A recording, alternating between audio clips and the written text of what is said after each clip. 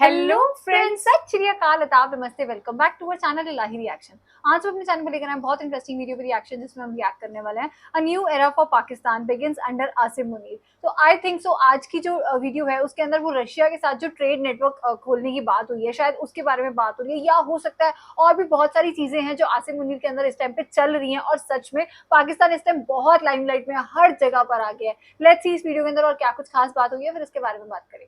तारीफ पसंद व्यक्ति है, ये आत्ममुग्ध व्यक्ति है। अगर मैं और ज्यादा बोलूं कि इनको आप कहो कि आप नोबेल पीस के विजेता हैं तो आप हैं, वो बिलीव करने लगते हैं। क्योंकि आपने अपनी पुस्तक में पूरी ट्रंप के ऊपर, अगर मैं सही हूं तो लगभग पेजेस गिनूं 750 पेज की पुस्तक लिख दी है। क्या आपने इनके इस व्यक्तित्व को किसने लिखी है? कि अल्टीमेटली उन्हें इस तरह से तो कोई भी फूल बना सकता इनके है। हिसाब से शायद क्या आसिम ऐसी मुनीर स्थिति ने। नहीं है कि ट्रंप आप महान हो, एक बढ़िया सी आरती लिख करके जिंगल बजवा देते हैं? मतलब ट्रंप इतने बेवकूफ हैं कि उन्हें कोई भी इस तरह से चढ़ाएगा कि आप महान हो, वो चढ़ जाएंगे। शहबाज शरीफ खुश होकर के कहेंगे सर नहीं नहीं, आप नोबेल पीस के बिल्कुल कंटेंडर हैं, आपको मिलना चाहिए। और वो इस बात को यकीन में मान लेंगे कि तुम बहुत सही आदमी हो। क्या उन्हें यह नजर नहीं आता कि भारत जैसी अर्थव्यवस्था बगल में खड़ी है, वो किसका साथ देकर क्या हो रहे हैं, क्या पा रहे हैं? आज व्यापारियों को लेकर के चाइना पहुंचते हैं, खुद की अपनी बड़ी जीत दिखाते हैं। उन व्यापारियों को पाकिस्तान की नहीं, भारत की जरूरत है। वो भारत के कंपैरिजन में पाकिस्तान को विश्व पटल पर लेकर चलते हैं। कैसे देखते हैं आप इसको? Couple of things. वन, मैं कहूंगा, और एक होता है नो दाय एनिमी। मुनीर ने मेरे विचार से एक स्मार्ट गेम खेली है। ये केवल शब्द नहीं है कि फ्लैटरी करी। जब ट्रंप इलेक्ट हुआ और ऑफिस लिया 20 जनवरी को, उसी के 5 दिन के अंदर पाकिस्तान की आईएसआई ने और इन्होंने जो काबुल ब्लास्ट में जो अमेरिकन मरीन्स मारे गए थे, उसका जो नंबर 1 अक्यूज था, उसको पकड़ के अमेरिका को भिजवा दिया। ट्रंप ने जब अपनी पहली स्पीच दी, आई थिंक 6 या 7 दिन बाद, उसमें उसने कहा आई थैंक पाकिस्तान कि इन्होंने उस टेररिस्ट को हमें हैंड ओवर कर दिया है। इन्होंने शुरुआत वहां से करी। सेकंड, जो क्रिप्टो करेंसी की बात हो रही है, ट्रंप ने 6 महीने पहले इलेक्शन से क्रिप्टो में इसको इतना पोटेंशियल दिखता है, जिसमें ट्रंप है, इसका बेटा है, दोनों एरिक और डॉन, छोटा बेटा भी है, बैरन भी है, और स्टीव विटकॉफ जो इसका पार्टनर, रियल एस्टेट, बडी, गोल्फिंग और हर जगह तो है। स्टीव विटकॉफ का बेटा जैक, वो भी पार्टनर है उस कंपनी में जिसका नाम है वर्ल्ड लिबर्टी फाइनेंशियल। पाकिस्तान ने उस कंपनी के आसपास घूम घमा करके अपने नेटवर्क निकाले। बेनांस एक और क्रिप्टो एक्सचेंज था, उसका एक फाउंडर था जो कि जिसकी भी अलग कहानी है। उसके थ्रू इन्होंने उस कंपनी के साथ नेटवर्क बनाया। एंड ऑलमोस्ट जब पहलगाम हुआ या उससे पहले की बात है, अबू धाबी में एक बड़ी क्रिप्टो करेंसी कॉन्फ्रेंस होनी थी, जिसमें एरिक ट्रंप डायरेक्ट आया Abu Dhabi, but Steve Witkoff Pakistan गया। पाकिस्तान ने एक एजेंसी बनाई, पाकिस्तान क्रिप्टो काउंसिल, और उसे इनवाइट किया गया कि आप हमें क्रिप्टो में एडवाइस कीजिए, how to create a crypto infrastructure in Pakistan. Steve Witkoff आया वहां पर। वो पहली बार हुआ कि उसको मुनीर से मीटिंग करवाई गई, शहबाज शरीफ से कराई गई, पूरा रेड कारपेट लेकर दिया गया। उसमें हुआ कि पाकिस्तान क्रिप्टो को, डिजिटल एसेट्स को अपनी अप्रूव करेगी रेगुलेटरी मैकेनिज्म से। उसमें उनको ज्यादा कुछ कमाई नहीं हुई, एक कंसल्टिंग सा कॉन्ट्रैक्ट हुआ, प्री पेमेंट करीब $20 मिलियन का, पर वो एक एंट्री $20 मिलियन, ये बात है, पहली खेप चली गई, है ना।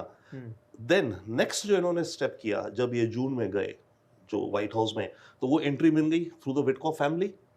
ओके, और पहले इन्होंने उसको एहसान कर दिया कि हमने तेरे को पकड़ के एक अर्ली विन दे दी तेरे को, जो टेररिस्ट था अलकायदा या जिसका भी, तालिबान का। अब जब ये जून में गए, वहां इन्होंने कॉन्क्रीट ऑफर दी कि गाजा में आपको स्टेबलाइजेशन फोर्स चाहिए, मुस्लिम नेशन, मैं देता हूं, मेरी बैटल हार्डर आर्मी है। अच्छा, तो बोला वाह, ये तो मुझे चाहिए, दे रहा है। ये इन्होंने स्टेप बाय स्टेप कल्टीवेट कर, उसके बाद ये रेयर अर्थ मटेरियल्स ऑफर कर दिए, इत्यादि कर दिया।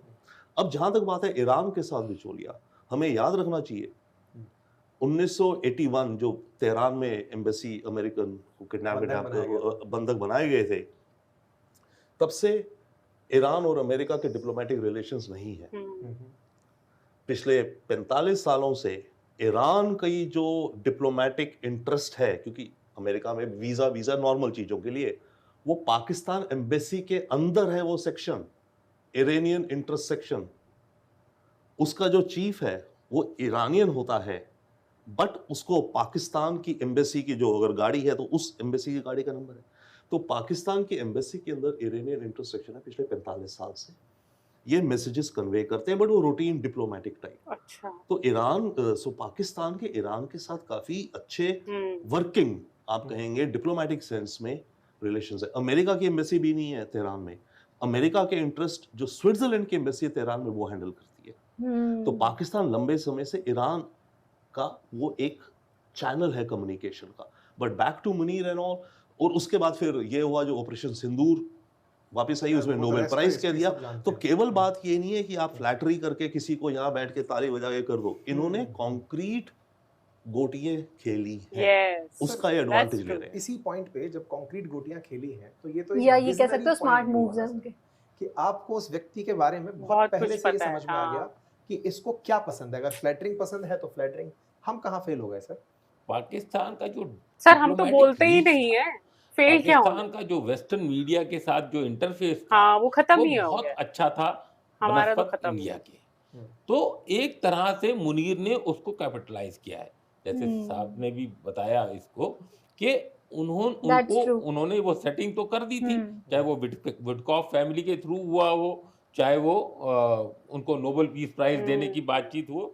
बट क्योंकि अभी पाकिस्तान यूएन सिक्योरिटी काउंसिल के हाई टेबल पे भी बैठा है, उसकी एक वॉइस है वहाँ पर, जहाँ से वो कश्मीर का मुद्दा या अभी उसने रिसेंटली इंडस वाटर ट्रीटी का मुद्दा उठाया, इन सब और इंटरनेशनल स्टेबलाइजिंग फोर्स जो गाजा में हुई उसका फायदा उठाते हुए आसिफ मुनीर ने इसको कैपिटलाइज किया। अब आसिफ मुनीर को हमको एज अ पर्सन समझना पड़ेगा।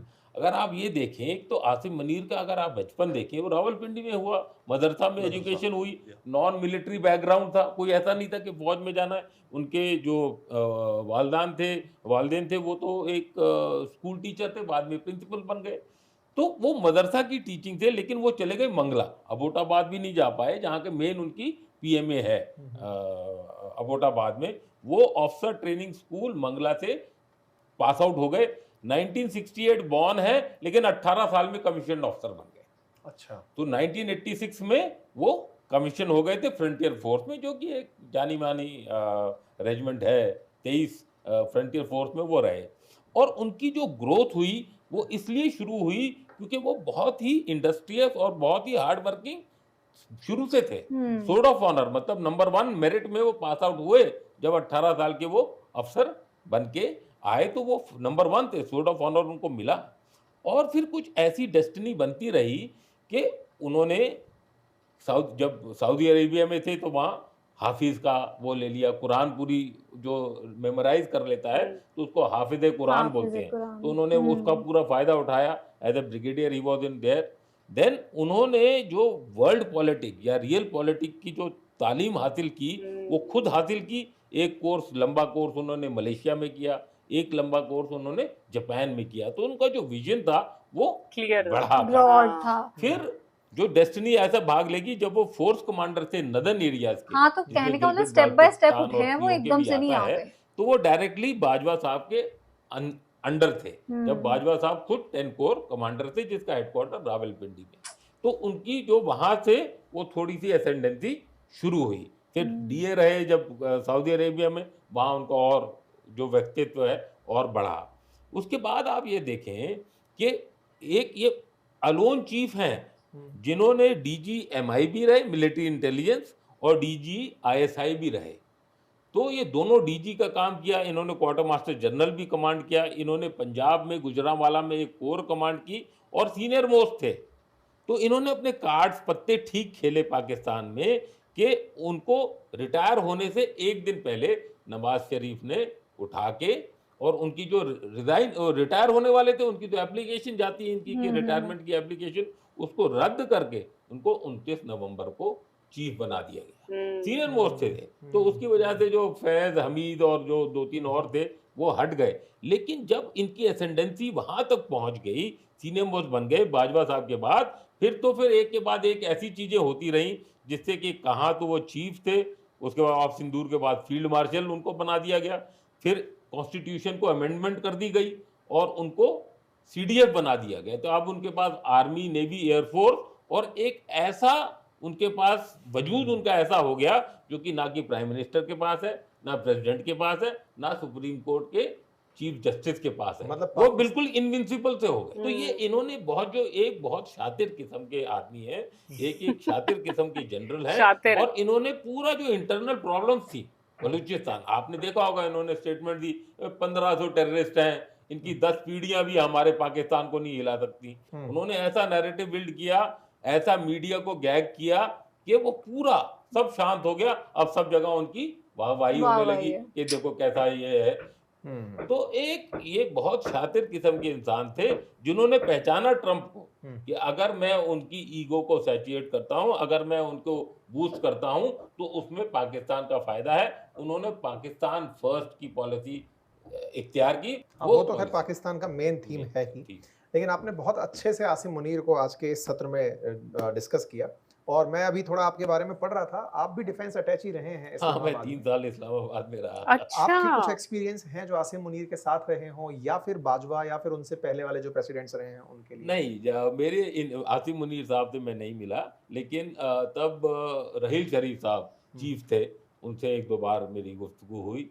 और जनरल बाजवा जो थे वो तब कोर कमांडर थे, फिर उसके बाद वो जीएचक्यू में आ गए थे, और उसके बाद चीफ भी जब बने तब तक मैं वहीं था, तो उनसे ज़्यादा राब्ता हुआ। अगर जवान जो आप देखोगे वो तो बिल्कुल हार्डी हैं, बिल्कुल पंजाब के ले लो, चाहे आप वो पठान ले लो, चाहे वो बलूची ले लो, बिल्कुल उनकी तो प्राइड, ट्राइबल लॉयल्टी, उनका जो जज्बा है वो इंडियन आर्मी के जज्बे से कम नहीं है, हमारे जवानों से। आज की जो वीडियो थी वो मुझे बहुत पसंद आई, बहुत इन्फॉर्मेटिव थी। मतलब और इन्होंने जैसे बताया कि एक-एक करके कैसे उन्होंने आसिम मुनीर ने कैसे अपनी एजुकेशन ली है, क्या-क्या कोर्सेज़ किए हैं, और वो कितना टाइम सऊदी अरब में रहे हैं और वहाँ जाके उन्होंने हाफ़िज़े कुरान की है। मतलब काफ़ी अच्छा-अच्छा उनके बारे में बताया। ऐसे ही वो एकदम से एक सीढ़ी चढ़ के सीधा ही वो आज फील्ड मार्शल नहीं बन गए, और जो उनको एक नया टैग मिल गया, जो कि ना तो प्रेसिडेंट के पास है, ना प्राइम मिनिस्टर के पास है। मतलब वो चीज़ देख के भी बहुत ज़्यादा अच्छा लगा। तो मुझे तो आज की वीडियो बहुत पसंद आई। आसिम मुनीर जी के बारे में क्या हम बोले, मतलब ये डेफिनेटली ये बात बिल्कुल सही है कि उनके अंडर जो पाकिस्तान ने ग्रोथ की है इंटरनेशनल लेवल पर,